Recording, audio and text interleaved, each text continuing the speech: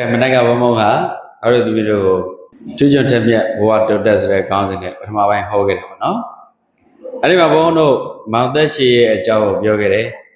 Mount Dashi, Pena, Deni, Leni, Alabia, Varido. Yamia, First Lenny. Systematic Lenny. Memorized Lenny. So Lenny looked at Suranga, the Ura. A good other video, Bomonga, Palada. Teach louder. Teach louder. Other video about that. Learn louder, no? Teach and learn. In your dinner, Pochara Rubaga, teach louder. The United Baga, learn louder. I remember that radio, you might be a Pina is nigga, Mandida, cases aga. Pochara Duga, I go be on your 9 day look, you saw. They would read to the Bagale, you're the Miago, Lakaya Melo, Naleta, Napalon Loed. In your then as Ramiro, Lakan kind of home. Accept low kind of home. Lanny locator. Accept load as a Bomobura, Mamma, Mero Laka. Siari then a Mibari then a Mamma go Laka. Accept low kind. Lakan kind like that. Era would be not then Lubioram ho. Binya then a Lanny loader. Bomobura, Mana relay by Bame, Mana relay by Bame, Mana te, Bomobure te, Midu, Tuibu. The Binya then you a jet, your house with the chat, Papimle. Binya then a Bayodena. Oh, yeah. No Binya de Mula. By Yanedena. Binya the idea of people. See how idea of people. Any people. The day people. All right. Binya then is Raga. Since I the poop. Since I don't Binya they had. I don't see how if you don't come with engineer if you don't come without the tea and come without. Some day they come with Ozra. Dress and nothing on the Yaka. Through the Jija. The Binya the day you got the Chetave Barredo. Since I have Hola. Rousseau's Repogo idea of yoga at the Gatakushi. Binya then I have loose and a ludia people. Yaneda Babiro. Lusana Luda, Muto with a Binya Lugore. A pretty made a guy, Jojo Lulu Muda. I met Binya Meno, Luda de Yawe, Saint Zeta, Luda de Yawe, a Duecori, Bida, Binya Lucor. The Dineke lady, Yang like only a semota say that. Sarah Pony de Lemjai, Sashamari Lemjai, Nanga Luigi Lemjai. Egg lady would do a second beer. The Hono Senzala. Well loaded the Senago beer. Ho, Luigi a second beer. Dropa when you do it. Declare go, the Lungari Menu that you am quam. Dengas any quanqua. Declare is Helluya. Queen Pandibi. I won't say the Violo. Tajamomo, same or the same, I'm a Gemini of Bioro. Naru PMB by me, Bojos I will lobby to Lovemian. Tajamono Luigi and Luacha. Yenya then I you a jago. Under a sega, you're the Ghana boy. Yenya de ha, Lucana Ludi of your wood. Yenya then Abarero. Abinya then the Egri people mobu. Tamdai people to Yamobu. Tamdai people amo, Egri people amo. Siawi people amo, engineer people amo. Yenya then ha, Nanga people. The Binya Ibaga Bargui Pio. But I said Biorezaga, Russo Biorezaga Biore, Yaga Vairo, Binya Dena, Nanga people. Yaga Biore Binya Dena Vairo, Lucane, Luda people. Obo Biore, Binya Dena Varabo, Senza Depu. Siawi engineer Senza Depu. Sibo said I did Senza Depu. Pony de la Chine Senza Depu. I don't know Binya then Hamino, Bono, Siari Bioreha, Lakaina, Obu, Palokaina, Senza Gaina, Lenny Lodan, accept Lodan, Madu. Nagayama Binya de Nega. What drew Biora Lakaina, Obu? Drew Bioreha, which can be Senza Kaina. Balloon think he long laid, how Biora. Benya Zurezagalo, Palilu, Benya. Yojio, Benya, Padawi, Nyalida, Ben. ညရေချညပါဠိတကားကညတစ်လုံးတွေ့ညနှလုံးထွက်ပါနော်မြန်မာစကားလုံးမှာပါဠိကနေယူထားတာစကားလုံးပေါင်း4000ကျော်ရှိတယ်သူသေနာပြောထားတဲ့ကျမ်းတစ်ခုရှိတယ်ပါဠိသက်ဩဟာရပိဋံဆရာကြီးတခုအတွမြင့်ရေးတာဆိုတော့ဒါလည်းလေးလာကြပါတခုပြောဒီမှာပညာဆိုတဲ့စကားတစ်ခုပြောချင်ပညာအားလုံးပြောကြည့်ပါလေတော့ပညာလို့ရာရစ်တံမထွန်းတဲ့ဒါကြောင့်ခေတ်ဆက်နှစ်ပေါင်း60 90ရှိပြီပြင်လိုက်ညာလိုက်ပြင်လိုက်ညာလိုက်နေလားဟုတ်လားဘုန်းဘုန်းတို့ခေတ်ဆက်ကပညာနဲ့လာခဲ့တာ哦အညာခံခဲ့ပညာဆိုတာပါတော့ရဲ့ညရဲ့ပြောကြည့်အောင်နှလုံးခွဲပါတယ်တော့ပါတော့ဆိုတာအသေးစိတ်လို့ဒီဗျာညဆိုတာကသိတာပကာရိဏညာတိဇာနာတိတိပညာလို့ခွဲတာပါဆိုတာအသေးစိတ် analysis လုပ်ပြီးတော့သိအသေးစိတ်သိတာခွဲခြမ်းစိတ်ဖြာပြီးသိညကသိပါတော့ကအသေးစိတ်ခွဲခြမ်းစိတ်ဖြာခြင်းအသေးစိတ်ခြင်းအနုစိတ်ခြင်းထိုးထွင်းခြင်းစမ်းစစ်ခြင်းလေ့လာခြင်းညကသိတာဒါကြောင့်ပညာဆိုတာလေ့လာမှစမ်းစစ်မှခွဲခြမ်းမှစိတ်ဖြာမှအသေးသေးသိတဲ့ဟာမျိုးကိုပညာလို့ခေါ်တယ်ဆရာမတွေကအဲ့လောက်ကောင်းအောင်သင်တဲ့ဆရာရှိလားမရှိဘူးအဲ့ဒါဘာလို့ဆရာမတွေတွေကပညာမရဘူးပညာသင်ဖို့အတွက်အခြေခံစာပေတွေရအခြေခံအတွေးခေါ်တွေရဒါကြောင့်ဆရာမတွေမှာတာဝန်တစ်ခုရှိသွားတယ်ကျောင်းသားတွေကိုသင်တဲ့အခါတက်အောင်သင်ရမှာမဟုတ်ဘူးတွေးတတ်အောင်သင်ရမတွေးတတ်သေးလို့ဘုံဘုံတို့နိုင်ငံအတွေးခေါ်တတ်အောင်မသင်ခဲ့လို့ပညာရေးမှာနှိပ်နိုင်ငံခြားကိုသွားတင်တဲ့အခါကျဘုံဘုံတို့ဒီကနေ graduate ဘွဲ့ရမှသွားတယ်နိုင်ငံခြားမှာဘုံတို့အလေတန်းအစ်7 တန်းလောက်ကနေပြန်တယ်ဘုံဘုံတို့ graduate တကယ်မဖြစ်ဘူးသူတို့နိုင်ငံတွေကလိန်လို့မရဘူးဆန်းစစ်လိုက်တယ်ဘလောက်တွေးနိုင်ခေါ်နိုင်လဲဘလောက်ဓာတ်တွေကိုထိုးထွင်းသိမြင်နိုင်လဲမေးတယ်သိပ္ပံဘက်ကတွက်ကွာဘုံဘုံကသိပ္ပံသမားဟုတ်ကွာ sin ကို sin tangent ကို tangent sequence ကို sequence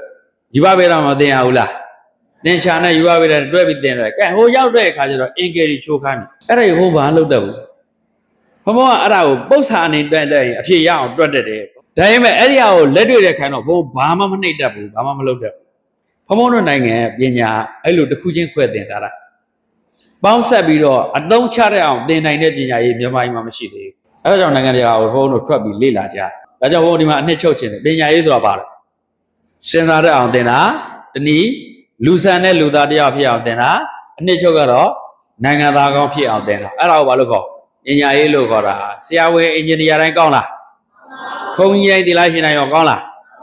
ဝကမှုအဲ့ဒါစဉ်းစားတဲ့တွေးခေါ်တဲ့လူဆန်တဲ့လူသားစိတ်ပေါက်မှအဲ့ဒါပညာတတ်တဲ့လူလို့တို့ပြောတာနော်ကဲဟုတ်ပြီအဲ့တော့မောင်သက်ရှိကအဲ့လိုမျိုးနဲ့စူးစမ်းလိုက်တာသူ့ရဲ့ပညာသင်နည်းတွေပါရဲ့တော့များသင်စနစ်ကြတဲ့မမေ့အောင်အဲ့ဒီစနစ်တွေကြိုးစားလိုက်သူများတွေ16နှစ်တက်ရတဲ့စေပညာကိုသူကဘယ်နှစ်နဲ့တက်သွားဘယ်နှစ်နဲ့တက်သွားတယ်နောက်တော့စေပညာအတွက်သူရိနာစာတန်းတစ်ခုလောက်ရမယ်အဲ့မှာအသုံးမကျတဲ့စေပတ်ဘဝင်နဲ့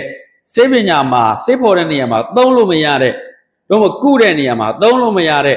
သက်ရှိတွေကဖြစ်စေတမ်းမဲ့တွေကဖြစ်စေအရာဝတ္ထုတွေကဖြစ်စေပစ္စည်းတွေကဖြစ်စေအဲ့ဒါတစ်ခုရအောင်ရှာခဲ့အဲ့ဒီစာတန်းတင်တယ်မင်းက graduate ပေးမယ်ဆိုတော့အဲ့စာတန်းရောက်လာတယ်ဒါပေမဲ့အဖြစ်ရပါတယ်တော့အကုန်လုံးကစေအသုံးကြနေတယ်စေဘက်ပေါ်နေရမရှိဘူးဒါတော့တပည့်မတော်ပြီပညာတတ်သွားပြီအဲ့နဲ့သူ့ကိုဝယ်ပေးလိုက်အဲ့ဒီပုဂ္ဂိုလ်ကနောက်တော့ဘယ်လိုဖြစ်လာလဲဆိုတော့ဘုရားရှင်လက်ထက်ကဆရာသီဝကဟုတ်ပြီနော်ဆရာသီဝကအကြောင်းဘုန်းကဇေဝကပညာကိုပြောနေတာအဲ့ဒါတော့ဘုန်းတို့ပညာသင်တဲ့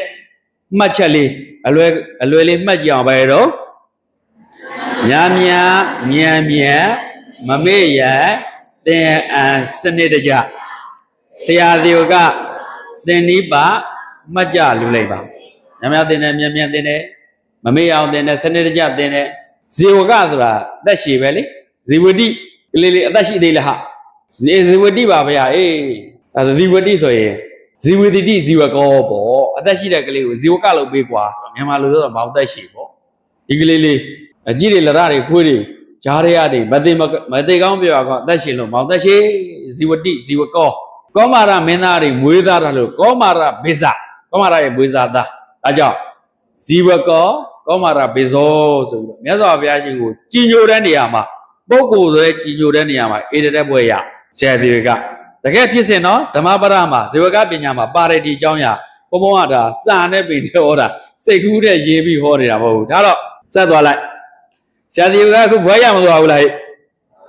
ဘွဲရသွားပြီဆရာကအဲ့ဒါဆိုရင်ဘွဲရပြီဆိုတက္ကသိုလ်ပြန်နေပြန်လို့ရပြီပေါ့အိန္ဒိယမှာတိုင်း16တိုင်းရှိတယ်အဲ့ဒီတိုင်းကိုတက္ကသိုလ်ကြီးလို့ခေါ်တယ်မြန်မာပြည်ကနေပြီးတော့အဲ့ဒီတက္ကသိုလ်ပြည်ကိုပညာသင်သွားတဲ့သူတယောက်ရှိတယ်သမိုင်းမှာဘယ်သူကြားဘူးလဲနိုင်ငံခြားပညာသင်သွားတာမြန်မာသမိုင်းထဲမှာ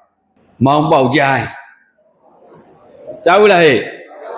ခုမှသိသွားတာမောင်ပေါက်ကြိုင်းတက္ကသိုလ်ပြည်ကိုပညာ3နှစ်သွားသင်တယ်စာ3လုံးတက်လာဟာ3နှစ်ကို3လုံးတက်လာနဲတာမဟုတ်တာဘာတွေတက်တော့မေးပါများစကားရသွားပါများခရီးရောက်မိတ်မနေအဲ့ဒီတက္ကသိုလ်ပြည်ကိုသွားသင်ခဲ့တယ်သူလည်း3ချောင်းတက်လာသူကရီးတယ်မောင်ပေါက်ကြိုင်းဘယင်ဖြစ်တယ်မင်းတို့ဘာဖြစ်တယ်မေးပါများပညာရပညာဆိုတာကသုတ္တုတံလပတိပညာလို့ရင်မေးမြန်းရလေ့လာ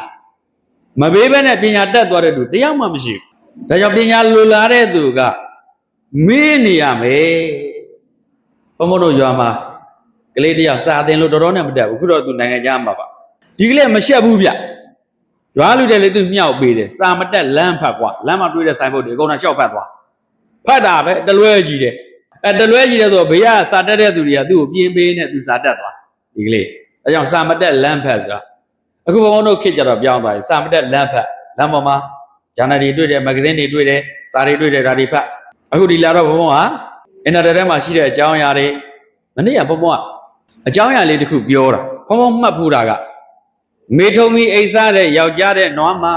တိပညာတရဝနွားထက်ပိုတာလေဒီဆရာတော်ဖျားရေးထားတာဘုံဘုံဒီတိုင်းမှမှတ်ခဲ့တာဒါဘုံဘုံကဓမ္မနိတိချိုစစ်မှဆရာတော်ရေးတယ်ဓမ္မနိတိချိုလည်းဖတ်ဘူးတယ်ဆရာတော်တစ်ပါးလန့်ထောက်တယ်ရှင်ပြားတဲ့စစ်မှဆရာတော်ကြီးရဲ့ဓမ္မနိတိချိုးကပြောတာပါနောက်ဘုံဘုံမနေ့ကအဲ့ဒီကျမ်းကိုပြန်ကြည့်ဟုတ်သားပဲစစ်မှဆရာတော်ကြီးပြောတာဒါပေမဲ့အဲ့ဒီကျမ်းကိုကားထားတာတွေတော်တော်များများလေဒီဆရာတော်ဘုရားကြီးရေးတယ်လို့ကိုကားတာမဟုတ်ဘူးဓမ္မနိတိချိုးဆိုတဲ့ဟာရှိတယ်စစ်မှဆရာတော်ကြီးရေးတာအဲ့ဒါကိုဘုံတို့နောက်ကျလောကနိတိတွေလောကသရပြုတွေဗုဒ္ဓဘာသာမြန်မာသာသင်တဲ့ဘုန်းကြီးတွေကအဲ့ဒါယဉ်ကျေးလိမ့်မှာဆိုပြီးခေတ်ဆက်သက်သင်ခဲ့တာအဲ့ဒီထဲမှာလည်းပါတယ်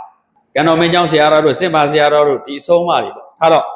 ပြောချင်တာကဒီစာနဲ့ပြင်တဲ့ဘုံလိုင်းနဲ့ဖတ်ခဲ့လိုင်းနဲ့ဟာငါဒီချက်လက်တွေပြန်ကြည့်ဖို့လို့လေဘုန်းကြီးချင်းထောက်ပြတယ်ဆိုတာဒါလူကိုယ့်ကိုတကယ်စေတနာနဲ့ထောက်ပြတာငါလည်းဒီကျမ်းတွေဖတ်ဘူးတယ်ပြန်ကြည့်လိုက်မယ်ဟာဆိုတော့တွေ့တာပါပဲအဲ့ဒါတော့ဘုံဘုံပြန်ပြောမယ်မှန်ပါဗျာကျေးဇူးတင်ပါတယ်ဒီပြောစင်ပါဆရာတော်ကြီးဓမ္မနိတိချိုးကိုလေဒီဆရာတော်ဘုရားကြီးရဲ့နိတိတွေကနေပြီးတော့ပြောထားတဲ့တင်လို့ယူပြီးတော့အကိုအကားမှားနေတာစာမမှားဘူးအကိုအကားမှားနေတာပညာရှင်တယောက်လို့ရက်တည်ခြင်းအကိုအကားမှန်တယ်အဲ့ဒါကိုအင်္ဂလိပ်လို reference လို့ပြောတယ်စာကိုကိုးကပြောရတယ်စာကိုကိုးကမပြောရင်စာတခိုးခိုးတာသိက္ခာမရှိဘူးကိုးကားတာပညာရှင်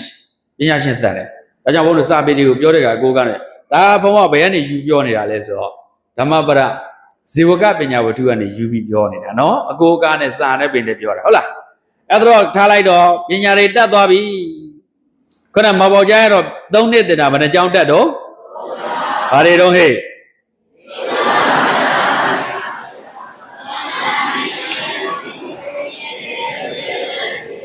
မေးပါများပညာရစကားရစကားပြောပါများစကားတွေကဓာတိပြပညာမရှိတဲ့လူကြစကားပြောကြည့်လိုက်တာနဲ့ဗလေပသာတွေလျှောက်ပြောတယ်မရေမရာတွေလျှောက်ပြောတယ်စာပေသမပေါင်း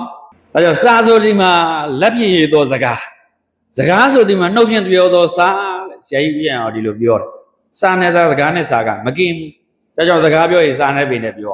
အခုဘုံဘပြောတဲ့ဟာစာတွေရဲ့ပေတဲ့ဒါပါဠိလိုပြောထားတဲ့ဟာကိုဘုံကလူတွေနားလဲလိုက်မြန်မာလိုပြောတယ်အင်္ဂလိပ်စာလေးထည့်လိုက်တော့နည်းနည်းပိုးပြီးတော့စိတ်ဝင်စားသွားတယ်ဒါဘုံရဲ့စကားပြောပညာပေါ့ဟုတ်နော်တခုခုတွေ့ရင်ကိုကချဲ့ထွင်းပြီးတော့ဘယ်လိုအသုံးချမလဲဆိုတာလေလုံးတက်ဖို့လိုတယ်ဒေကြတာစကားပြောရင်စာနဲ့ပင်နဲ့ပြောရတယ်စကားပြောပြီးတော့သာပင်မပါဘူးဘုသူဒ္ဓမပါတဲ့သူကြအခွန်ကြီးဗလိပသာမရေပြတောင်းမြောက်တွေပြောတယ်ဟာကွာ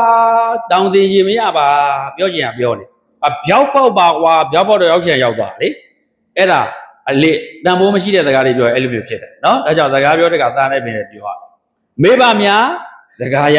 တနည်းမေးပါများပညာရတဲ့ကမပေါက်ကြဘူးသူတွေရှိရလေကင်ထားလိုက်တော့မြန်မာပြည်ပြန်ရောက်လာပြီတကောင်းဒုတိယတကောင်းကဘုရားရဲ့လူတော်မှာပေါ့လေဒီဇိုင်းအသာမင်းတီထောင်တာပထမတကောင်းကတော့ဘုရားရဲ့အဖိုးတော်တယ်ဘိရသမင်းကသဟုတ်လားတကောင်းဘိရာဇာတို့ဗမာသားကြီးမြို့ဟာမို့ မညိုးကုန်တေးစားဘုံဘုံတို့မြန်မာနိုင်ငံတော်တချင်း YMBA သခင်တင်စက် YMBA သခင်တင်နော်အဲ့တော့တို့မှအစည်းအရုံးတည်ထောင်တာသခင်ပါတော့အင်္ဂလိပ်စာတွေကိုမြန်မာပြန်ဝတ္ထုတွေမြန်မာပြန်အင်္ဂလိပ်မြန်မာပြန်ပထမဆုံးသူရေးတာနော်နောက်ကျမှတခြားပုံကိုယ်တွေရေးလာသခင်ပါတော့ကမ္ဘာစာပေကိုမြန်မာပြည်ကိုမြန်မာလေးနားလည်အောင်ဖတ်ချင်အောင်ချပြခဲ့တယ်ဆရာကြီးသခင်ပါတော့အဲ့တော့သူတို့က YMBA အစည်းအရုံးတည်ထောင်တယ်မြန်မာသားဒီဒုစာမြန်မာစကားဒီဒုစကားတို့ပြည်ကိုချစ်ပါဒုစာကိုညံ့နိုးပါအဲ့ဒီတိုင်းနဲ့1920ပါပညာရေးသပိတ်ပေါ်လာတနိုင်ငံလုံးကိုပညာတတ်တဲ့လူငယ်တွေဥဆောင်ပါစေ။ဘာတက်ဖို့လို့တော့ဒါကြောင့်ဆရာမများရွာသူကြီးများဒီဘုန်းကြီးများအားလုံးကကလေးတွေကိုပညာတတ်အောင်လုပ်ပြရဟုတ်ပြီနော်ပညာတတ်အောင်လုပ်ဒီလိုမျိုးကြိုးစားခဲ့တာမြန်မာပြည်ဟုတ်တကောင်းခေတ်နဲ့ဖရာရဲ့အဖို့အဘိဓါသားနဲ့နောက်သူ့ရဲ့နောက်ဆက်တွေကြတော့ညီဘောကိုရောက်သွားတယ်အဲ့ဒီထားတော့နောက်ဖရာလောင်းမွေးတယ်ဖရာလောင်းမွေးဖရာပြိဋိဘံ10မိနစ်ပါဝိသရုပတက်လို့ဖရာမျိုးတွေကတရားရတာဥဆောင်ပြီးတော့မြန်မာပြည်ထဲကိုပြန်ရောက်လာတယ်မလဲရက်မှာ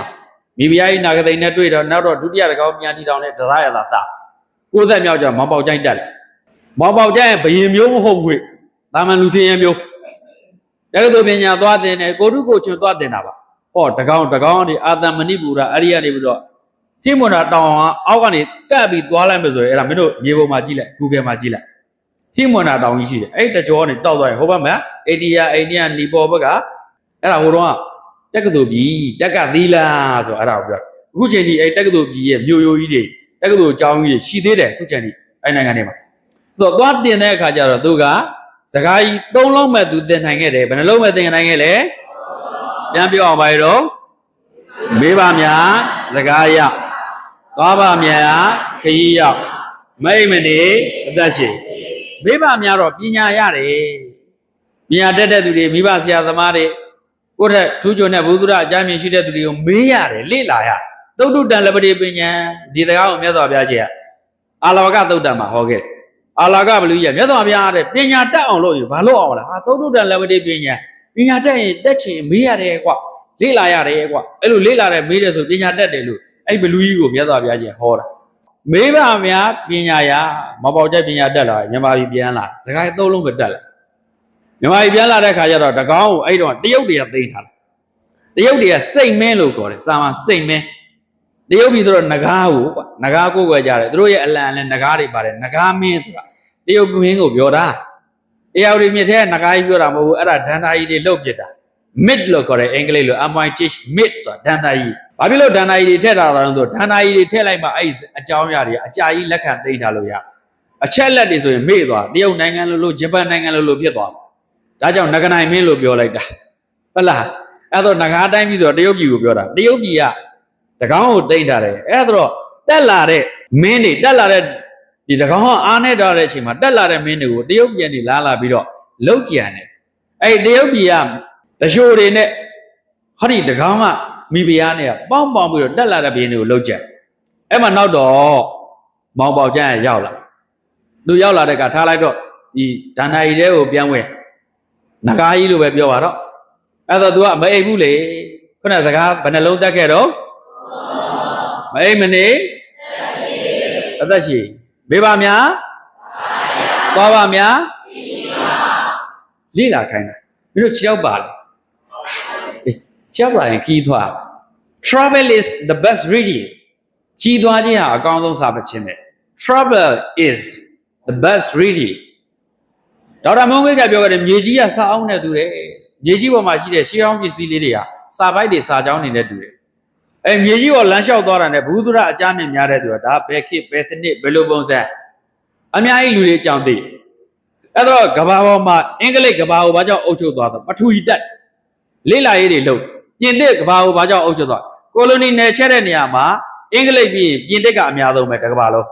မြန်မာပြည်ရဲ့ AR မြစ်ကြီးရဲ့မြစ်ဖျားကိုတွေ့တာပြင်သစ်မင်းသားတွေ့မြန်မာတွေမတွေ့ဘူး AR မြစ်ကြီးကမြန်မာပိုင်းဒါပေမဲ့ AR မြစ်ရဲ့အဖျားကမေခါတို့မေလိကတို့မှာမြစ်ဖျားခံတယ်အဲ့ဒါဟင်းမွေနာမှာမြစ်ဖျားခံတယ်ဆိုတာပြင်သစ်ကလူတွေ့တာမြန်မာပြည်ရဲ့လူတွေ့တာမဟုတ်ဘူးသွားပါများခရီးရောက်သွားတဲ့အခါဘယ်နိုင်ငံရဲ့ရေမြေတော်ကပြန်သာတာဘယ်နိုင်ငံတွေမှာဘာတွေပေါ်တယ်ဘယ်နိုင်ငံတွေကဘာတွေကျွယ်ဝတယ်ချမ်းသာတယ်တောတောင်ရေမြေတို့တရားတွေဘယ်လိုရှိတယ်အဲ့ဒါမြေပုံတွေစေးတာ မြေပုံတက်တဲ့လူမျိုးကမြေပုံမတက်တဲ့လူမျိုးအုပ်ချုပ်သွားတာကိုလိုနီနယ်ချက်တွေသွားတာသွားပါများခီးရောက်လေလာမယ်သူတရားလောမယ်ခီးတွေထွက်ရမယ်ဟုတ်ပြီနော်မအိမ်မနေတက်ရှိအဲ့တော့ငကားကြီးကလာတာလုံးကျင်တဲ့ညကြတော့ငါပြောပြီးကြီးကိုနော်အယုတ်ကောင်းထားပြီးတော့အဲ့ဒါမှဆောင်းကြီးချုပ်တာရှင်မင်းဟဲ့လို့လာပြီးတော့ဟိုကနောက်ကလာပြီးလောက်ကျန်တဲ့ချိန်မော်ပေါ်ကျန်ဓာတ်နဲ့ဆက်ခြိုင်ပြလိုက်ကင်ထားတော့ငကားကြီးသုံးသွားပြီအဲ့တော့ထောင်ပေးလို့စောရပေးလို့ချုပ်ချစ်သူရောစရိုးလို့အဲ့ဒါကိုဘာလို့ခေါ်ဇဂထာစကားကိုတဲမပြောဘူးစကားကိုပတ်စဝတ်ခံပြီးပြောတာဟုတ်လားအဲ့ဒါကိုဇဂဝတ်ဇဂထာလို့ခေါ်တယ်အထာနဲ့ပြောတာတဲမပြောဘူးထောင်ပေးလို့ဆိုငကားကြီးကိုအေးစုပ်တဲ့အခါကငကားအေးခွင်ကိုမိချောင်းရေတို့ငကားရေတို့ကိုအင်ကြီးချုပ်ဖို့ဟုတ်လားအေးခွင်စုပ်တာမစုပ်တဲ့ရင်ပြည့်သိသွားမှာလေအဲ့အတွက်ဘာလို့တော့ဒီနေ့မိချောင်းရေတွေငကားရေတို့ဈေးကြီးတာပေါ့ခိုင်းထားလိုက်တော့အဲ့ဒါအေးခွင်စုပ်ခတထာဟုတ်လားအဲ့ဒါကိုသူ့ရဲ့ဝိယုတ်ကြီးနေတဲ့ချုပ်ခကတထာငကားရဲ့အယွေတွေကိုတရုတ်တွေလေးလို့စရိုးလောက်ထားတာကအဲ့ဒါကိုပြောတာထောင်ပေးလို့စုပ်ရပေးလို့ချုပ်ချစ်သူရိုးစရိုးလို့ဖြေနိုင်ရင်ဘယင်လုံးမဖြေနိုင်ရင်သိမယ်လမ်းရှင်ရွှေတီသိရင်မြေကြီးမပေါကြိုင်ဒီတိုင်းလာအဲ့တော့မပေါကြိုင်စိတ်တွေညစ်သူ့ရဲ့မိဘတွေတော်တာခုနကသမီးလေးပေးတဲ့မိကိုဘုန်းကြီးဒီမှာပြောတာမိဘတွေတော်တယ်ငါသားလေးဘယင်ဖြစ်နေပြီလို့ပြောတယ်ငါသားလေးကထူထူအားနဲ့တက္ကသိုလ်တာသွားတယ်နဲ့လို့ပြောတာတက်တူတော့ဖြစ်ချင်မှဖြစ်ခဲ့မှာပါကိုင်းဖြစ်တာတွေမဖြစ်တာတွေခဏထားအသားဒီသွားရင်လည်းလေ့လာကြအောင်ဆိုရောက်လာလမ်းမှာမိဘတွေလာရင်လည်းကြေးနှစ်ကောင်ကစကားပြောနေကြအဲ့ဒီကြေးကနှစ်ကောင်စကားပြောနေတာကိုမိဘတွေကတလိမ့်ဆန်စကားကိုသူတို့ကနားလေတဲ့အတတ်ပညာတစ်ခုရှိအဲ့လိမ့်ဆန်တွေကပြောနေတယ်ဟေးဟိုဒီကြီးမနေပြီးတော့ကြီးပေါ်ကြီးကိုဘိုက်တွေစားလာပြီလူသားစားကျင်တာအသားစိမ့်စိမ့်ဆိုလက်လက်သက်သက်စားကျင်တာဟာမပူနဲ့နော်ဒီနေ့ဒီဇဂတာကိုမဖြေနိုင်ရင်ငပေါက်ကျိုင်းဆိုတော့ဘယင်သေးမှာကွာတော့အဲ့သေးတဲ့အခါသူ့ရဲ့အသားတွေကိုညီတို့ငါချီးကျွေးပါမယ်ယူကျွေးပါမယ်ပြောတယ်အဲ့ဒီတကားနော်ဟုတ်လားချီးကျွေးမယ်ပြောတာမဟုတ်တော့ချီးပြီးတော့ယူပြီးတော့သဲပြီးကျွေးမယ်ပြောတာဟုတ်လားအဲ့ဒီမှာဆိုတဲ့အခါကျတော့ကန်ဟုတ်ပြီဘာဖြစ်လို့တော့ဆိုတော့ဘာဖြစ်ရမှာတော့ဇဂတာတူဖြေနိုင်မှာမဟုတ်ဘူးငပေါက်ကျိုင်းဟိုမှာပြဿကုသူပြင်ညာသင်ခဲ့တာအဲ့မရဘူးအဲ့ဒီတကားတွေမပါခဲ့ဘူးဒါပေမဲ့ဘူးတုတ္တတော့ရှိတယ်ဒီကောင်ဘလို့ဖောက်ထွက်မလဲတော့မသိဘူးထားလိုက်တော့အဲ့ဒါနေပါအောင်ရှင်ရောအဖြစ်ရှိလားရှိပါတယ်ဖောက်ပေးလို့ဆိုတော့အရေးစုပ်တာကွာရာပေးလို့ချုပ်တယ်ဆိုချုပ်ခပေးတာပြောတာကွာချစ်သူရိုးစရိုးလို့ဆိုငကားစရိုးလောက်တာကွာအဲ့ဒါဖြေလိုက်ရင် तू မသေးဘူးဟောမိဘတော်မကြားတော့အဲ့ဒါအရှင်နေဘက်နဲ့တော့ဆိုဒီလိုပဲအဲ့ဒါအဖြေလည်းရှာလို့မသိဘူးအဖေတို့မေတို့ပြန်သိလားတက်ကြီးစကားတက်ငယ်ကြားအေးပါတယ်မင်းတို့လူကြီးတွေကိုလူကြီးလို့သဘောထားဖို့လို့တယ်မိဘတရားသမားတွေခင်ဗျားတို့ခင်မဟုတ်တော့ဘူးအရင်မပါဘူးလို့ရင်သူတို့စီကဘုဒ္ဓအကြမ်းမြင်တယ်မင်းတို့ဘာမှမရပါလားမျိုးဆက်ပြတ်သွားမယ်မျိုးဆက်ကပြတ်လို့မရဘူးလက်ဆင့်ကမ်းဖို့လိုလားမလိုဘူးလားအထင်မသေးနဲ့ခေါင်းသုံးလုံးနဲ့သူကိုစီးကဲဆိုတာပြောတာမရှိဘူးလားဟဲ့အဖိုးကြီးတွေကိုဖွားကြီးတွေကိုဒါမေးရအခုအဖေတွေမေတွေကိုသူကအထင်မသေးပါဘူးမေးတဲ့အခါကျတော့အဖြေထွက်လာတယ်ဘာလို့တာတော့ထောင်ပေးလို့စိုးငကားရေစိုးတယ်ရာပေးလို့ချုပ်ခဝိယုတ်ကြီးချုပ်ခချစ်သူရောစရိုးလို့ကဲမပေါက်ကြဖြေလိုက်တာဗာရတော့မိဖုရားလည်းရတယ်နန်းတော်ကြီးလည်းရသွားတယ်အလကားရတာမဟုတ်ဘူးသူစာတက်လို့ဘယ်နှလုံးတက်တယ်ဘာတွေတက်တော့ပြောပါဦး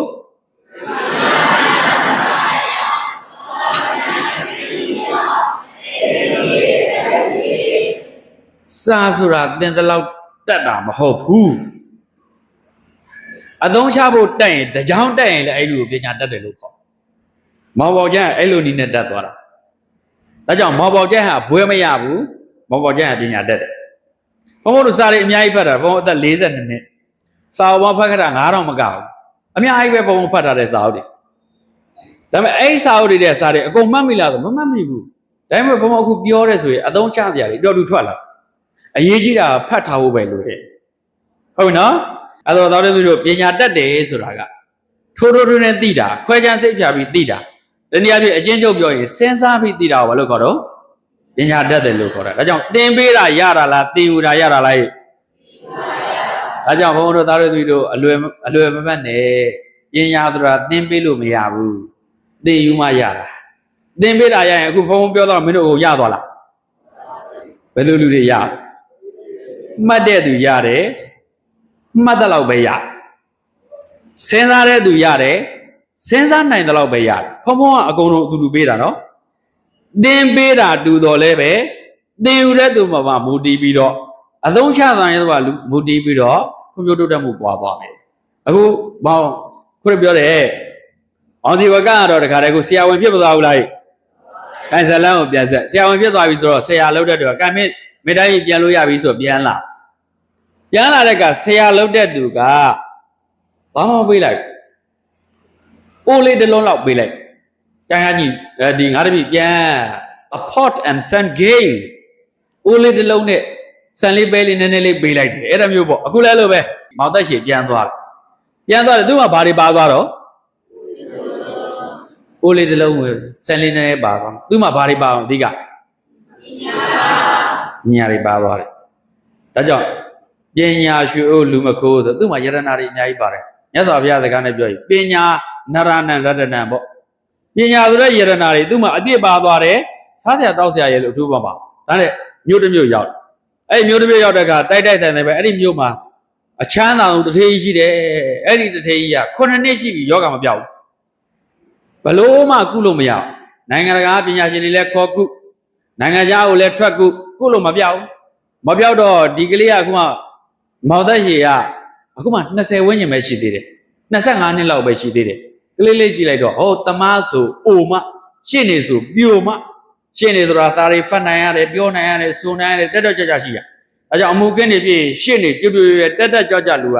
အမှုကိုအောင်ပြောနိုင်တမားဆိုပြိုမဆိုတမားဆိုအိုမဆိုတမားတော်တွေကစိတ်ကူးတဲ့ရုံနဲ့မရ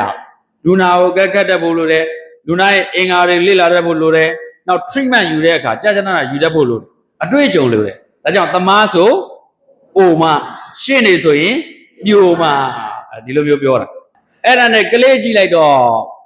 မောင်သက်ရေကြည့်လိုက်တော့အခုမှ25နှစ်လောက်ရှိတယ်ဟိုမှအကုန်လုံးသမားတော်ကြီးတွေကဆရာကြီးတွေဘလို့မှကုမရအဲ့ဒါကိုကြည့်လိုက်ကျွန်တော်စိတ်ကူးကျင်ပါတယ်ဗျဒီရွာမှာဒီမြို့မှာယောဂမပြောက်တဲ့တရေတယောက်ရှိတယ်လို့ပြောကျွန်တော်စိတ်ကူးကျင်ပါတယ်ဟာရှင်နေရတော့မဟန်ဘူးထားပါတော့ငါခေါ်သွားမယ်တရေအိမ်ခေါ်သွားတရေကြီးအကဲခတ်တရေကတော့ကြီးလည်းအကဲခတ်ကန်တရေစိတ်ကူးပေးမဲ့ဆရာဆိုတာဘယ်သူတော့ဆိုတော့ကြည့်လိုက်တော့သူ့သားအရွယ်လောက်တော့မရှိသေးဘူးဘယ်နဲ့ဖြစ်ပါမလဲဖြစ်ပါတယ်စိတ်ကူးပြရသေးကန်ဟုတ်ပြီနော်စိတ်ကူးလို့ပြရင်တော့မင်းကိုထိုက်တဲ့အဖိုးကပေးမှာမပြောက်တပြားမှမပေးတယ်ဗျာဟိုကလည်းဘယ်မှကုမရတော့ကန်ထားပါတော့လေကုမရတာသူတို့တတိရဲ့ကံပေါ့စမ်းကြည့်တာပေါ့ဆိုပြီးကုဘာလေးနဲ့ကုတော့ထောပတ်လေးနည်းနည်းတော့ပေးသမှာ battle ထောပတ်လေးနည်းနည်းတော့ရ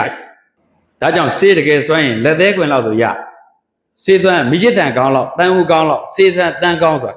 မိချစ်တန်ကောင်းလောက်တန်ကောင်းလေးလောက်ရရင်တော့ကုလို့ရဒါတော့အဲ့ဒါနဲ့ထောပတ်လေးနဲ့သူ့မှာဖြစ်နေတဲ့ယောဂအုံနောက်မှာဖြစ်နေမိုးကောင်2ကောင်တွေ့တယ်တကောင်ကအကောင်ကြီးတယ်စားရင်3ရက်နဲ့သေးမယ်တကောင်ကသူ့တဲ့အကောင်သေးတယ်အဲ့ဒီအကောင်စားရင်9ရက်နေရင်သေးမယ်ရှေ့သမားတော်တွေကပြောတယ်3ရက်လောက်နဲ့သေးမယ်9ရက်လောက်နဲ့သေးမယ်လို့ပြောတာအဲ့ဒါဆရာသေးဝကလည်းတွေ့တယ်ဟုတ်တယ်သေးမယ်ဒါပေမဲ့ तू ကုလို့ရအဲ့ဒီပိုးတွေကြောက်တာထောပတ်ကိုကြောက်ထောပတ်ကိုဘယ်လိုလုပ်ဒီခေါင်းထဲကိုသွင်းရမလဲဆက်လိုက်နဲ့သွင်းလို့မရဘယ်နဲ့သွင်းမလဲ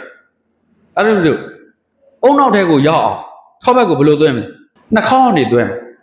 ဘာဖြစ်လို့လဲအခုနှက်ကြီးဘုံဘုံတို့နှက်ကြီးတွေဆိုတာ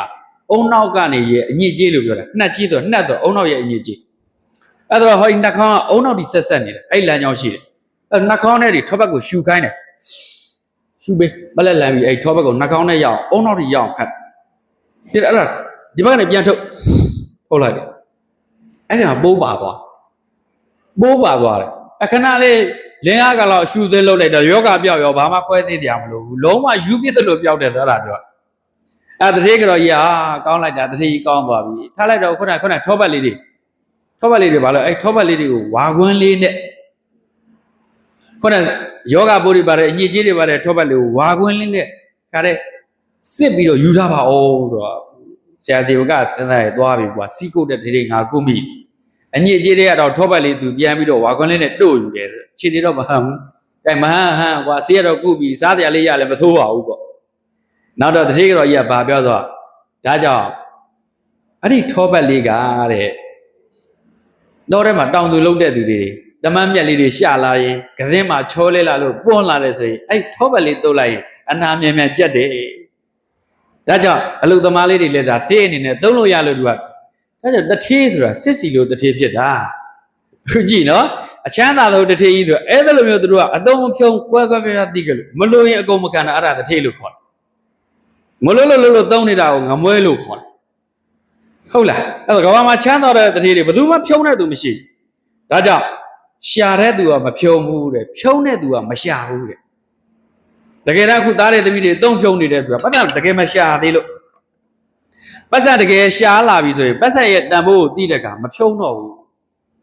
ဒါကြောင့်မိဘတွေဆရာသမားတွေကကလေးတွေကိုမလုပ်အောင်ပတ်စံရှာတဲ့အောင်သင်ပေးရအလုတ်ခိုင်းရအဲ့ဒါမှသူကငွေရဲ့တန်ဖိုးကိုသိလာတဲ့ကမဖြုံတော့ဒီလိုဖြစ်သွားနိုင်ငံတကာအဲ့လိုလူတွေကိုအလုတ်ခိုင်းတာတို့နိုင်ငံ ready made ထားတာ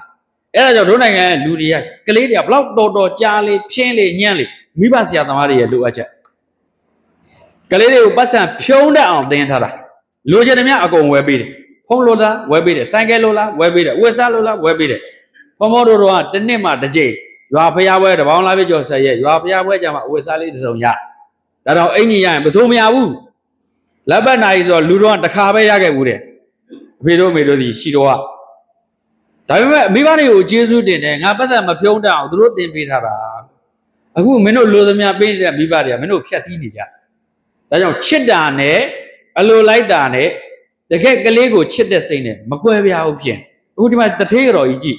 အဲ့ဒီထောပတ်လေးကိုပြန်ပြီးတို့ယူတယ်ဒါပေမဲ့သူတို့ပေးတဲ့သေးကမသေးပါတထေးတော်ကြီးက4000တထေးကြီးက4000အဲ့တော့4000ဆိုအခုက340မကဘူး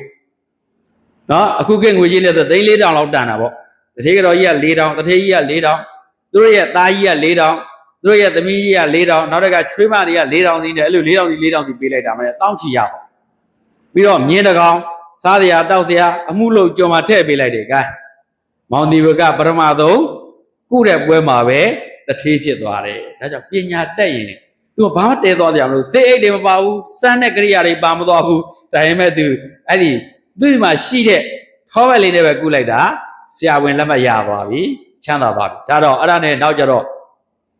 ရာသကြိုးကွာဆရာဒီဘကနဲ့အဇာသတက်နဲ့အဇာသတက်ကဦးလေးဆရာဒီဘကတူတော်တယ်ဒါပေမဲ့ဆွေမျိုးအရာပြောတာအသက်ကတော့ဆရာဒီဘကကြီးတယ်အမျိုးရင်းဗိမိတာရရဲ့ညီဆရာဒီဘကဗိမိတာရရဲ့သားဇာသတက်ကအဖေတွေရဲ့ပြုစုပြောထောင်မှုကွာတော့တာပြောတာဗိမိတာရကသားကိုချစ်လိုက်တာသွားတဲ့ဒီအကုန်ခေါ်တယ်ဘုရားအကြောင်းကြရောက်အောင်မဖို့ဒါကြောင့်ဖေးပြန်တတ်တဲ့သားဖြစ်လာဇာသတက်အခုကောမာရပိစမွေးသားထားတဲ့မိုက်ပေါ်မွေးသားတဲ့ကလေးဆရာဝန်ဖြစ်အောင်သင်ပေးတယ်ကောမာရပိစဆိုတာကကောမာရမင်းသားကဘုသူရဲ့သားလဲဆိုတော့ဗိမိတာရရဲ့သားအခုပြောတဲ့ဗိမိတာရရဲ့သားမွေးသားထားတဲ့ဆရာဒီဘကအဲ့တော့ရောက်လာပြီသူစီပြန်ရောက်လာတော့သူ့ဟာပိုင်းလာတဲ့ပါလာတဲ့ရသမျှစေကုလို့ရတဲ့ပတ်သက်နေအကုန်လုံးသူ့ဖေကိုကျေးဇူးဆက်တယ်ဟုတ်လားသူ့ဖေကိုအကုန်လုံးကျေးဇူးဆက်တယ်အဘယမင်းသားသူ့ဖေပိုင်နှမြတီးတဲ့ဥစ္စာရလာတဲ့များကိုသူ့ရဲ့ပထမဆုံးလကတဲ့သူ့ကိုမွေးသားတဲ့အဖေအဘယမင်းသားအကုန်လုံးပေးပါတယ်ဆိုပြီးတော့ဒါကြောင့်သားတို့သူတို့ကိုရလာတဲ့လကဦးပိုက်ဆံဦးဖျားဆိုရင်မိဘတွေကိုကျေးဇူးကြီးတဲ့သူတွေကိုအရင်ဆုံးလှူတဲ့တက်တဲ့အလေးကြီးလူမှာဖွံ့ဖြိုးတိုးတက်ဖို့အတွက်အရေးကြီးတယ်အသေဝနာစဘာလနာပန္တိတန်နိစသေဝနာပူဇာစပူဇာနေရနေဧတံမင်္ဂလမௌဓမံပူဇာစပူဇာနေရမိဘဆရာသမားတွေပူဇော်တဲ့အခုဆရာတေကရလာတယ်များအကုန်လုံးဖေးပေးတယ်ဖေးလို့တဲ့သူကမယူပါဘူးငါသားရသူ့လည်းပြည့်စုံပြီးသားပါအဲ့တော့ငါသားဆရာဆေးရုံကြီးစောက်ရင်အဖေလို့တဲ့သူကဆေးရုံကြီးစောက်ပြီးတယ်အခုဘုံဘုံတော်တွေကအိန္ဒိယပြန်လာအမဆရာတေကရဲ့ hospital ဆိုပြီးခုချိန်ကြီးရှိတယ်ဆရာတေက hospital ဆိုပြီးသူ့ရဲ့အောက်က foundation တွေခုချိန်ကြီးရှိတယ်ဂေသကုတ်တောင်ရဲ့အသင်းမြတ်စွာဘုရားကိုစေကုပေးနေတဲ့ဆေးရုံကြီးတန်ခါဆေးရုံကြီးကဆရာတေကရဲ့ဒီဥယျာဉ်ချံကြီးထဲမှာဆောက်ထားတဲ့ဆေးရုံကြီးဘုံဘုံပြောတဲ့ဟာတွေကမြေပြင်မှာတကယ်ရှိတဲ့ဟာတွေဇလန်းစင်ပြောနေတာမဟုတ်ဘူးအဲ့ဒါကိုဇလန်းဖြစ်အောင်ပြောနေတာတကယ်ဖြစ်စင်နေတကယ်ဖြစ်သွားတဲ့အကြောင်းရတယ်နော်ဗိမိတာရမင်းကြီးအဇာတတဲ့ရဲ့ဖေးမှာယောဂတစ်ခုရမိန်းကလေးတွေနဲ့တူတဲ့ယောဂပေါ့အဲ့ဒါသူထသွားတယ်ဆိုရင်နောက်ကအကွက်ကြီးထင်နေခဲ့သူထသွားတယ်ဆိုအကွက်ကြီးထင်နေခဲ့ဟာ ဗိမိတရာမင်းကြီးကပုံနေသလားမသိဘူးပေါ့ခုခေတ်လို့ဆိုရင်နော်ပုံနေသလားမသိဘူးပေါ့မိမတွေနဲ့အတူတူဖြစ်နေပါရောလားစိတ်တွေကုတာဘယ်လို့မှကုလို့မရဘူးရွာပေါင်း8000 4000နော်တိုင်းငါးတိုင်းနဲ့တကယ်အချမ်းသာဆုံးတစ်ချိန်ကြီးမကရာတိုင်းရဲ့ဘယင်ကြီးဘယ်လို့မှကုလို့မရဘူးနောက်အခုဆရာတွေကရောက်လာပြီလေဟိုအဖေရဲ့မြည်ရတော့မှဆရာဝန်ပညာတက်လာတယ်ဗျသူများတွေသကြောင်နဲ့တည်းရတာ9နှစ်နဲ့ထူးထူးချွတ်ချွတ်အောင်လာတယ်လမ်းမှာလည်းသိကုခဲ့တာအောင်မြင်တယ်လို့ပြောတယ်အဖေခေါ်ကုခိုင်းကြည့်ပါလားအေးကွာဇီဝကခေါ်ရသမှာဟာဗိမိတာရမင်းကြီးကဇီဝကလိုက်လာမောင်သက်ရှိလေးကလိုက်လာဘာစိတ်အိမ်မှမပါဘူးယောဂလက္ခဏာကိုမေးကြည့်လိုက်တော့ဘာစင်းနဲ့ကုရမှာဆိုသိတယ်လက်တဲ့ဒီလက်မထိတ်မှာအဲ့ဒါလေးနဲ့စေးကလော်ခဲ့တယ်တဲ့လက်လေးနောက်ပြပြီးလိုက်လာဘယ်မတော့ကဆရာဝန်ဆိုတာဟာအဖေကြီးအဲ့မှာရဆရာဝန်ကြီးဖြစ်လာကြီးရဘယ်နဲ့ကဆရာဝန်ဆိုတာခွဲတရားသိတရားကုတရားသိတာပဲမှာတော့မပါဘူးမပါဘဲနဲ့ဘလို့ကုမလဲရပါတယ်အဖရဟိုဟာဟိုနန်းတော်တဲ့ကြက်တွေတိုက်ခန်းနဲ့သွားပါမောက်ဘယင်ကြီးနာယောဂဖြစ်နေတာဟိုဆေးလင်းနဲ့တုပ်ပေးလိုက်တယ်တခါပဲပြောတယ်ပျောက်သွားတာနော်သူမြည်ကုတာဗိမိတာရမင်းကြီးဇာတရဲ့ဖေးနော်အဲ့ဒါဒီနေ့ဆိုဘယင်ကြီးနာယောဂဆိုတော့လေကောင်းလိုဟာမျိုးဖြစ်ရင်ဖြစ်မှာပေါ့အတွင်းလိတ်တို့ပြင်လိတ်လို့ဖြစ်မှာဒါမှဆိုးတာကသူကအကွက်ကြီးတွေထင်းနေခဲ့တယ်အဲ့ဒါသူရှက်တယ်အဲ့တော့အခုဆရာတေဝကကုပေးလိုက်တာတခါလဲနော်စေကောင်တန်းကောင်းဆိုတဲ့လက်သေးလေးပေါ်တင်လာတဲ့ဟာလေးနဲ့တခါတည်းကုပေးလိုက်တာပျောက်သွားရောပတ်စံတသိန်းပေးတယ်တရားဝိရှံကြီးပေးတယ်မယူချင်ပါဘူးမရောအယူပါကွာပြီးရင်ဟိုဟာဘာကနေပြီးတော့ဒါဖက်ဒီဘယင်ကြီးနော်ဗိမိတာရမင်းကြီးနော်အစာသက်ရဖေးနော်အဲ့ဒါနဲ့မယူပါဘူးဆိုအဲ့ဒီတရားဥယျာဉ်ချံကြီးကိုနောက်တော့မြတ်စွာဘုရားကိုကြောင်းဆောက်လူတယ်အဲ့နေရာတွေမှာတန်ဃာတွေကိုစိတ်ကုဖို့ဆိုဈေးဝီလူတယ်အဲမပြီးသေးဘူးဇလန်းသွားအဲ့တော့ဘယင်ကြီးကအေးပြသူမြတ်ယူဤသူပြည်သားတွေလူတကာလျှောက်ကုမနေတဲ့ဟာနန်းတွေသမားတော်ကြီးလှုပ်ဟာဆိုပြီးတော့ဘယင်ရဲ့နန်းတွေသမားတော်ကြီးဖြစ်သွားတယ်25နှစ်ပဲရှိသေးတယ်နောက်တော့မြတ်စွာဘုရားရှင်မကြမ်းမာတဲ့အခါဆရာဒီဝကအမြဲတမ်းကုပေးရမြတ်စွာဘုရားဒေဝရကနေကြောက်တုံးကြီးနဲ့တွန်းချလိုက်ကဲတကုတ်တောင်ဆွမ်းခံလမ်းပါမြတ်စွာဘုရားကြီးခြေမတွေ့ကြဥသွားတယ်အဲ့ဒါဆရာဒီဝကခွဲစိတ်ပေးတာခွဲစိတ်တက်ပညာတွေလည်းအကုန်တက်ဆရာဒီဝကထားလိုက်တော့ဘာယသတိမှာတထေသားတယောက်ရှိတယ်အဲ့တထေသားကဒီနေ့မင်းတို့ပြောရဲဆိုရင် underground ကတာတွေပေါ့ underground ကတာဘယ်လိုကအုံမင်းကျော်တော်မူကတယ်လှဲ့ပြီးကတယ်ဇောက်ထိုးတွေမိုးရော်တွေကတယ်တွေ့ဦးတယ်မဟုတ်လား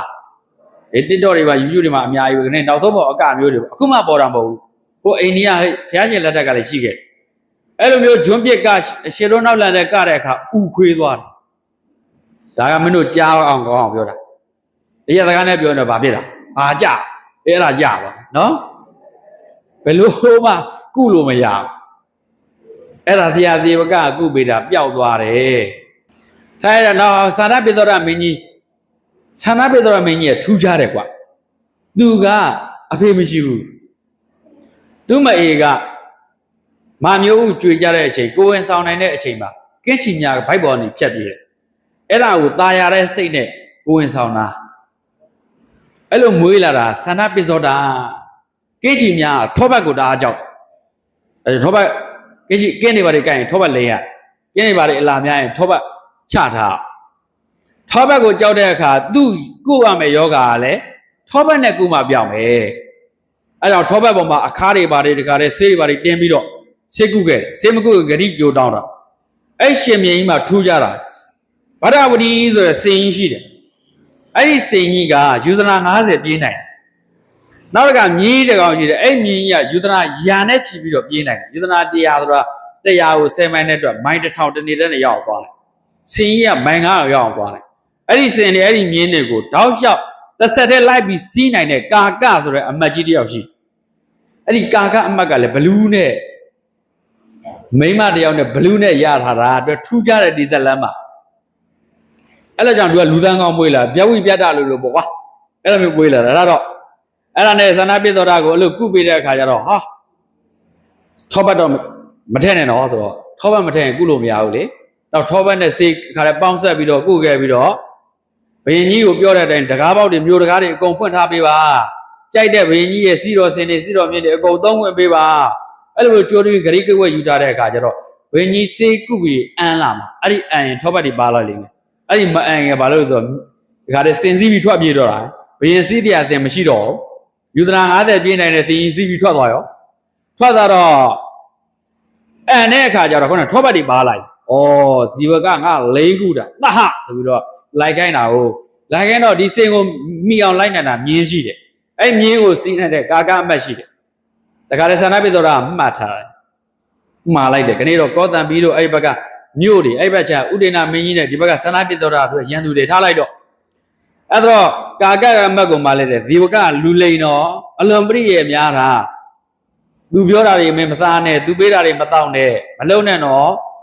့မင်းသူကပရိယေတိတ်များတာဆိုတော့လိုက်သွားတယ်ဒီယူသနာတရားပြင်းနိုင်တဲ့မြင်းနဲ့လိုက်တော့ယူသနာ90ပြင်းနိုင်တဲ့စီမိသွားရောဇာတိကမိတော့ဟောအေးဆေးပါညောင်မရောက်တိုင်းဇိဝတိထိုင်တာဘာလို့နေရတော့အိန္ဒိယကြိုက်တဲ့နေရာသွားဇိဝတိပြင်ပေါ်တယ်လေကွာဇိဝတိထိုင်သားဇိဝတိထိုင်သားနေတဲ့ကဇိဝတိသားတော့ဘာဖြစ်တော့အသကုံစားပြဇိဝတိတွေတလုံးမတလုံးစားလိုက်ရေတောက်လိုက်ဟိုမှာဘယင်ကဖမ်းခိုင်းတယ်အဖမ်းနဲ့လိုက်ပါမယ်ခဏလေးအမောပြေလေးစားပါဦးဇိဝတိထိုင်သားရေတောက်ဟိုလူကကာကအမတ်ကကြည့်ပြီးတော့စားကျင်လားကျုပ်တလုံးလောက်ပေးသားမှာအေးဟိုပေးတော့မပေးဘူးတော့ဒါပေမဲ့အတင်းတောင်းရင်တော့ပေးမယ်အဲ့ဒီဇီဝတိကိုဝမ်းလျှောတဲ့ဆေးလေးနဲ့တုပ်ပြီးပေးလိုက်တလုံးလောက်တစ်ချမ်းလဲကိုရောတခါတည်းတန်းပြီးတော့ပါတော်မူတော့တာဟုတ်လားရက်ကိုမရက်တော့ဘူးရက်ကိုမရက်တော့ဘူးမျောမျောလေးကြံတော့တာယူသနာ1000ပြည့်နိုင်တယ်ယူသနာ100ပြည့်နိုင်တယ်ဆိုတော့အမတ်ဘာမှမတတ်နိုင်တော့ပုံပြီးတော့ခွေလေးဖြစ်ဟိုမင်းကဘယင်ကြီးစီခေါ်သွားရင်ဘယင်ကြီးကတတ်မှာမလားဟုတ်တယ်ဘယင်ကြီးကလိုက်ဖမ်းခိုင်းတာလောတဲ့ဘယင်ကြီးဖမ်းတာတွေကိုကျွန်တော်ပြန်ပြီးတော့ခေါ်မသွားပါဘူးကျုပ်ကအသက်ပဲကဲပါကာကအမတ်ကအသက်ကဲခိုင်းတယ်ဟေးအသက်ကဲဆိုကဲတာပေါ့ကွာစီးလေးတိုက်လိုက်ပျောက်သွားတယ်တော့သူဝမ်းလျှော့အောင်လုပ်တာဝမ်းပိတ်အောင်လည်းသူလုပ်တတ်တယ်လေမြတ်စွာဘုရားရှင်ပြိဋိဘံသံဃာတိဝမ်းသွားနေတော့ဆရာတော်ကစေးကုကျင်တာနော်အဲ့ဒီမှာအာဇိတဒီရှေ့မှာမြစ်တစ်ခုရှိတယ်ကုသနာအောင်မှာဘုရားနောက်ဆုံးဖြတ်ခဲ့တဲ့မြစ်လေးရှိတယ်အဲ့မြတ်စွာဘုရားဟောဒီစေးကိုသုံးပါဗျအဲ့ဒီစီးနေတဲ့ရေတောင်မနဲ့တန့်သွားအောင်လုပ်လို့ရတယ်ဝမ်းလျှော့တာမပြောနဲ့မြတ်စွာဘုရားကျဒီယောဂနဲ့ပြိဋိဘံဆန်တော့ဝမ်းသွေးသွင်းတဲ့ယောဂနဲ့ပြိဋိဘံဆန်တော့အဲဒါကြောင့်မြတ်စွာဘုရားကျစေးမသုံးတော့ဘာလို့မြတ်စွာဘုရားကျစေး3ရက်တန်းတဲ့ဆရာဒီကရဲ့စေး3ရက်တန်းတဲ့ဝမ်းနေသွားနေပြိဋိဘံဆန်သွားဆရာဒီကသိခါကြမှာလေဒီသေးတွေကမသွမ်းမှုဆိုတဲ့အဓိပ္ပာယ်ရောက်မြတ်စွာဘုရားရဲ့ယောဂဝိဏ္ဏကန္နာဖြစ်တဲ့အတွက်မပြောက်တော့ဘူးဒါကြောင့်မြတ်စွာဘုရားကြီးစေမသုံးတော့အာယုသင်္ခါရလွတ်ပြီးပြီဒီချိန်မှာပြိဋိဘံစဖို့အချိန်လည်းရောက်အဲ့နဲ့ဆရာဒေဝကသူ့မှာပါတဲ့ဆေးခွက်ကိုမြစ်တဲ့ကောက်ပြလိုက်တာမြစ်ရည်တောင်တန့်သွားတယ်လို့ပြောအဲ့တော့လို့ဆိုရတာသူဆေးရတယ်နော်အာဘောတက်ကိုနိုင်တာပေါ့ကွာပထဝီတက်နဲ့ခဲပြင်ပါပေါ့ဒီဆေးမျိုးသားတွေပေါ့အခုလည်းအဲ့ဒါဝမ်းချက်ချင်းပိတ်အောင်လုပ်ခိုင်းပြန်သွားတဲ့အချိန်ကျတော့သနပိသောတာကကောင်းနေပြီယောဂအပြောင်းနေအဲ့ဒီကြတော့သေကုတွေပေးတဲ့အတွက်ကျေစုတင်လို့ဆိုပြီးတော့တသိန်းနဲ့နီးရဲနေတဲ့ကပလာအဝတ်ကြီးလှူလိုက်တယ်လှူလိုက်တဲ့ဟာကိုဆရာသေးကပြန်ရောက်လာပြီးတော့မြတ်စွာဘုရားကိုလှူတာမြတ်စွာဘုရားရှင်ကတန်ဃာကိုညွှန်းတဲ့အတွက်အဲ့မှာတန်ဃာကိုလှူတော့အခုဒကာဒကမတွေလှူခွင့်ရနေတဲ့ဘုံဘုံတို့သင်္ကန်းတွေအလွယ်တကူလှူခံခွင့်ရတာဆရာသေးကဘုရားကိုရှောက်လို့ခွင့်ပြုတာဒီရင်တော့လူတွေကသင်္ကန်းလှူလို့မရဘူးဘုံဘုံတို့ကလူဒကာဒကမတွေလှူတဲ့သင်္ကန်းကိုအလွယ်တကူသုံးလို့မရဘူးသင်္ကန်းကောက်ရှားဖွေပြီးမှကိုယ်ကိုချုပ်ဆိုးပြီးမှဟဲ့သုံးရတာသင်္ကန်းအလွန်ရှားတယ်ဥစီယာတွေကသူရလာတဲ့ဟာကြီးကိုမြတ်စွာဘုရားလူမြတ်စွာဘုရားတန်ခါညွှန်းလိုက်တဲ့အခါတန်ခါတွေကိုသင်္ကန်းကွက်ခွက်ဒကာဒကမတွေကိုပေးတော်မူပါဘုရားဆိုတော့မြတ်စွာဘုရားရင်ဆရာတွေကကျေးဇူးများတယ်တန်ခါတွေကိုလည်းသူပဲစောင့်ရှောက်ခဲ့တာငါ့ကိုလည်းသူပဲကုပေးခဲ့တာကဲဆရာတွေကရဲ့တောင်းခံကြရဒကာဒကမတွေတန်ခါတွေကိုသင်္ကန်းကွက်ခွက်ရှိတယ်အခုမောင်သက်ရှိရဲ့ကျေးဇူးဒီပညာတွေသင်ခဲ့တဲ့ပုဂ္ဂိုလ်ရဲ့ကျေးဇူးကြောင့်မင်းတို